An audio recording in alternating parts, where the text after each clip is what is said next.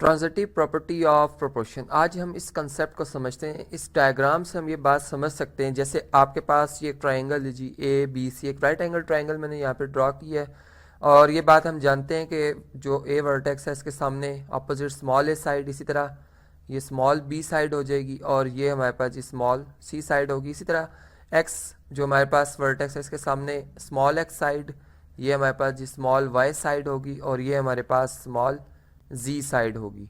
अब इस टॉपिक के हवाले से हम जो बात समझने जा रहे हैं वो ये है कि जिस वक्त हम जैसे अगर हम इस ट्रायंगल के ए बी या ए साइड को अगर मैं देखता हूँ, ए साइड जो है अगर ये 5 है, इसकी रेशो में ले रहा हूँ जी किसके साथ, ए की रेशो हम ले रहे हैं जी बी के साथ 5:4।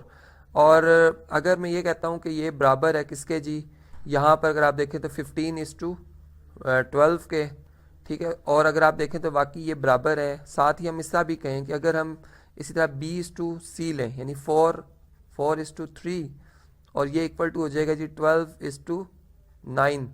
और अगर इस कंडीशन में अगर ये कंडीशन होल्ड कर रही है तो देन हम ये बात बिल्कुल क्लियर कह सकते हैं कि फिर हमारे पास जो A:C रेशो बन रही है यानी 5/3, ये इक्वल टू हो जाएगा जी 15, यानी x:z, यानी 15 डिवाइडेड बाय 9 के, जो कि आप बिल्कुल देख सकते हैं यहाँ पे बराबर आ रही है। ये बेसिक जी प्रॉपर्टी है ट्रांजिटिव प्रॉपर्टी या प्रोपोर्शन की, जिसको इन शॉर्ट हम इससे लिख सकते हैं कि जैसे मैंने बात की, पहले इसको जनरलाइज करूंगा कि मैंने कहा A:B जो है वो इक्वल टू है जी x:y के साथ। एंड साथ ही हमने ये बात की कि A:B और इसी तरह B:C किसके इक्वल थी जी, Y:Z के इक्वल थी। देन हमने फिर ये बात लिखी कि A जो हमारे पास Z है वो किसके इक्वल है जी, वो A:C जो है, A:C जो होगी वो किसके इक्वल होगी, इक्वल टू हो जाएगी जी x:Z के इक्वल। तो ये था जी इस थ्योरम की, यानी आप समझ लें कि स्टेटमेंट के मुताबिक जो बात हमने प्रूव करनी है। और अब हम इसको किस तरह से प्रूव कर सकते हैं, ये तो ज्योमेट्रिकली मैंने आपको समझाया। अब इसी रिजल्ट को मैं जो है वो यहाँ पर दोबारा से कॉपी एंड पेस्ट कर रहा हूँ और अब हम इसको मैथमेटिकली जो लॉ ऑफ प्रोपोर्शन की कंडीशन के मुताबिक है इसको हम प्रूव करेंगे। तो स्टार्ट करते हैं सबसे पहले गिवन से।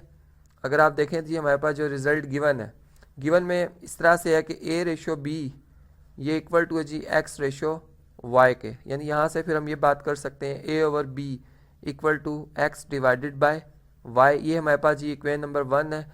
एंड सिमिलरली इसी तरह अगर आप इस सेकंड कंडीशन को देखेंगे B:C, ये भी गिवन है, ये किसके इक्वल है जी, ये Y:Z के इक्वल है। तो फिर यहाँ से हम ये बात कर सकते हैं कि B डिवाइडेड बाय C ये इक्वल टू हो जाएगी जी Y डिवाइडेड बाय Z के। तो इस तरह से ये हमारे पास सेकंड इक्वेशन आ जाती है। अब वो रिजल्ट जो कि हमने प्रूव करना है, हम इसको कंसीडर करते हैं और देखते हैं किस तरह से हम इस तक पहुंच सकते हैं। इसमें ये हमारे पास जी लेफ्ट हैंड साइड है इस रिजल्ट की और ये हमारे पास जी राइट हैंड साइड है। तो लेफ्ट हैंड साइड को कंसीडर कर रहे हैं और लेफ्ट हैंड साइड जो है हमारे पास वो क्या है जी, A:C है, जिसको हम फ्रैक्शन फॉर्म में लिख सकते हैं। चलें जी लिखते हैं जी फ्रैक्शन फॉर्म में A:C आ जाएगा, यानी A डिवाइडेड बाय C। और यहाँ पे गोल्डन रूल ऑफ फ्रैक्शन में यूज़ कर रहा हूँ जी, B से मल्टीप्लाई भी कर रहा हूँ और B से डिवाइड भी कर रहा हूँ फ्रैक्शन को। तो यहाँ पर अगर कम्यूटेटिव प्रॉपर्टी को अगर हम अप्लाई करें इस तरीके से कि यहाँ अगर मैं लिख दूँ A divided by B multiply by B divided by C, यानी यहाँ पर मैंने इन दो डिनोमिनेटर्स को आपस में इंटरचेंज किया, B और C को उनकी जगह तब्दील किया मल्टीप्लिकेशन में कम्यूटेटिव प्रॉपर्टी के तहत। और अब अगर मैं इक्वेशन नंबर 1 इस्तेमाल करता हूँ, देखें A/B इक्वेशन नंबर 1 में आप देख सकते हैं A/B किसके इक्वल है जी, x/y के। तो यहाँ पर हमारे पास क्या आ जाएगा, x डिवाइडेड बाय y आ जाएगा।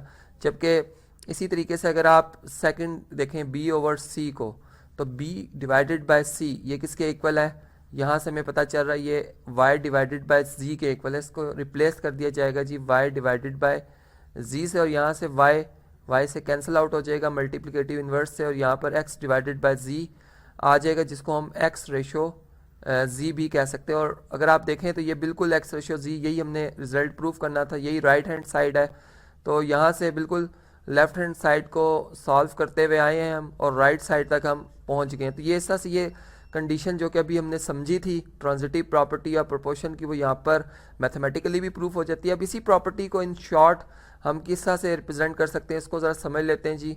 यहाँ पे मैंने जैसे कहा कि ए रेशो बी रेशो, यानी A ratio B equal to X ratio Y and B ratio C equal to Y ratio Z, then A ratio C equal to X ratio Z. यानी यहाँ पे तमाम, अगर इस ट्राइंगल की तमाम साइड्स की रेशो ली जाए, जैसे ए रेशो बी रेशो सी ली जाए, तो ये इक्वल टू होगी जी एक्स रेशो वाई रेशो जी के। यानी ये रिजल्ट होल्ड करता है। अब आप देख भी सकते हैं यहाँ पर आपके पास अगर आप देखें ए हमारे पास कितना है जी 5 है, यहाँ पर ए की जगह 5 आ जाएगा, बी की जगह 4 आ जाएगा और सी की जगह 3 आ जाएगा।